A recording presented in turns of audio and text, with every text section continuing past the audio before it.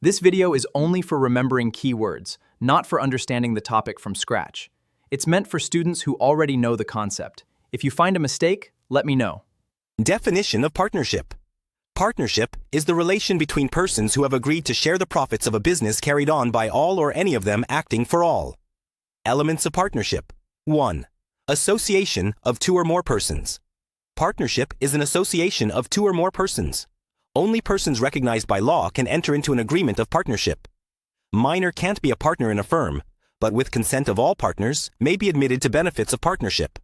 Firm, since it is not a person recognized in the eyes of law, cannot be a partner. 2. Agreement. Partnership is the result of an agreement. There must be a voluntary contractual agreement. It may be express or implied. It may be oral or in writing. 3. Business. There must be some business. Includes every trade, occupation, and profession. Motive of business is acquisition of gains. There is no partnership if there is no intention to carry business and to share profits. 4. Agreement to share profits. Sharing of profit is essential. No partnership where only one partner gets whole profits. But sharing of losses is not essential. Any manner of profit-sharing ratio is allowed. In losses, unless and otherwise agreed, must be borne in profit-sharing ratio. 5. Business carried on by all or any of them acting for all. The business must be carried on by all the partners, or by anyone, or by partners, acting for all. This is cardinal principle of partnership. There should be a binding contract of mutual agency. Act of one partner in the course of business is an act of all partners. Each partner is principal as well as the agent for all other partners. Agent as he can bind other partners, and principal as he is bound by other partners. True test of partnership is mutual agency rather than sharing of profits. No mutual agency, no partnership. True test of partnership. 1. There must an agreement between all the persons. 2. Agreement was to share the profits of a business and 3. Business was carried on by all or any of them acting for all. 1. Agreement. Partnership is created by agreement and not by status. Relation of partnership arises from contract and not from status. Members of a Hindu undivided family carrying on a family business, or a Burmese Buddhist husband and wife carrying on business as such, are not partners in such business. 2. Sharing of profit. Sharing of profits or of gross returns arising from property by persons holding a joint or common interest in that property does not itself make such persons partners. The receipt of profits or payment contingent upon earning does not itself make the following persons partners of the business. A. By a lender of money to persons engaged or about to engage in business. B. By a servant or agent as remuneration. C. By a widow or child of a deceased partner, as annuity. Or D. By previous owner or part owner of business, as consideration for the sale of the goodwill or share thereof. Sharing of profit is an essential element to constitute a partnership, but it is only a prima facie evidence and not conclusive evidence. 3. Agency. There must be an existence of mutual agency, which is the cardinal principle of partnership law. Each partner carrying on the business is the principal, as well as an agent of other partners. Act of one partner done on behalf of firm binds all the partners. A partnership may be deemed to exist when relationship between the parties with a view to earn profits by running a business. Kinds of partnership. 1. Partnership at will. These two conditions must be satisfied to be regarded as a partnership at will. A. No fixed period has been agreed upon for the duration of the partnership. And B. No provision made as to the determination of the partnership. If there is an agreement either for duration determination, then it is not partnership at will. Where a partnership entered into for a fixed term is continued after the expiry of such term, it is to be treated as having become a partnership at will. A partnership at will may be dissolved by any partner by giving notice in writing to all the other partners of his intention to dissolve the same. 2. Partnership for a fixed period. When provision is made by contract for duration of the partnership, such type of partnership is called partnership for fixed period, created for a particular period of time, ends after expiry of the fixed period. 3. Particular partnership. Partnership may be organized for the prosecution of single adventure or conduct of a continuous business. Where a person becomes a partner with another person in any particular adventure or undertaking is called particular partnership. It is dissolved by the completion of adventure or undertaking subject to agreement. 4. General partnership. It is constituted the business in general. Business is not known. It is different from particular partnership and LLP.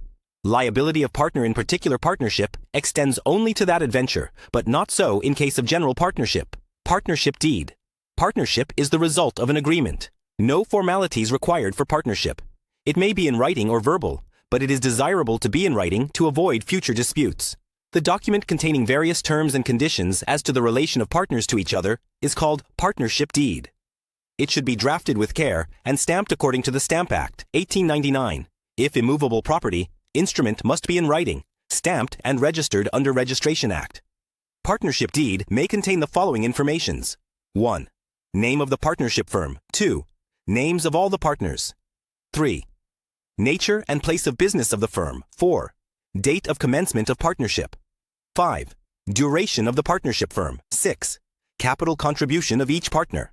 7. Profit-sharing ratio of the partners. 8. Admission and retirement of a partner. 9. Rates of interest on capital, drawings and loans. 10. Provisions for settlement of accounts in the case of dissolution of the firm. 11. Provisions for salaries or commissions, payable to the partners, if any. 12.